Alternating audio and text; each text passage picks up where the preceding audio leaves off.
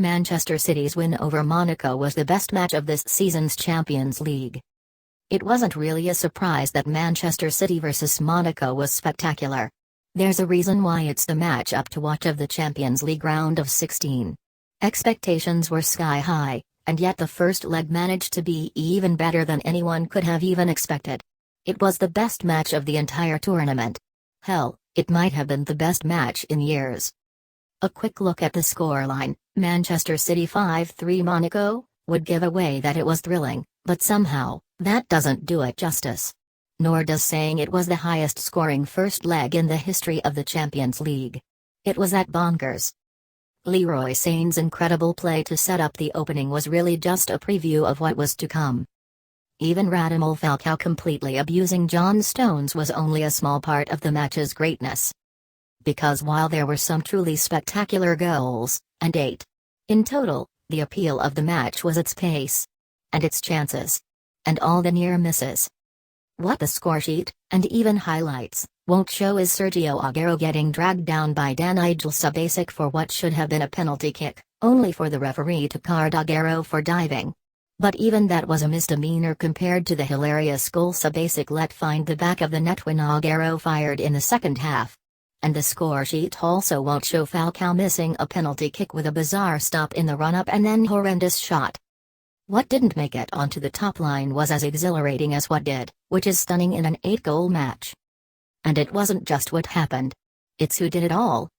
Monaco are the highest scoring team in Europe with an attack that has completely annihilated every defense Ligue 1 has put in front of them.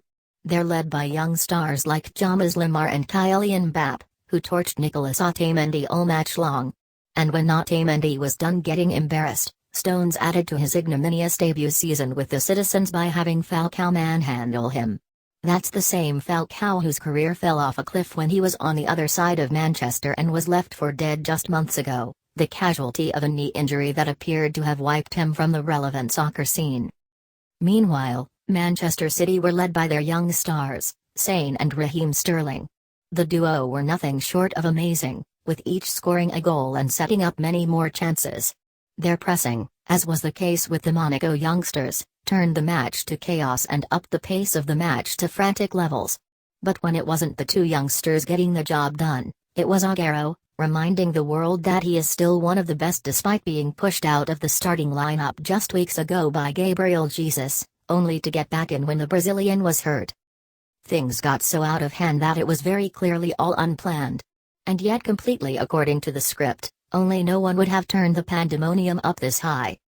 Critics will point to the lack of defense in the match and they would be right. Otamendi and Stones had as much to do with his as anyone else. And if the defenders missing, so were the midfielders. Both teams completely bypassed them, playing so fast that the men in the middle were almost Mia. But when you look at how the match played out, is that even a criticism? Because the product was as terrific as anything else anyone else could have dreamed up. There is nothing wrong with a superbly played game by two magnificent teams. We cherish those for good reason, as the likes of Real Madrid grind out a dramatic 1-0 win over someone like Atletico Madrid. It's a joy to watch, but sometimes it's even better when things get messy.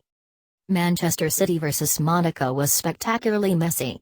Defending was optional at times, young stars showed just how breathtaking they are, legends added to their tales of greatness, referee debates ensued and the goals didn't just add up, they were memorable, just like the match.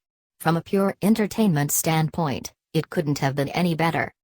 And there's still a second leg to play,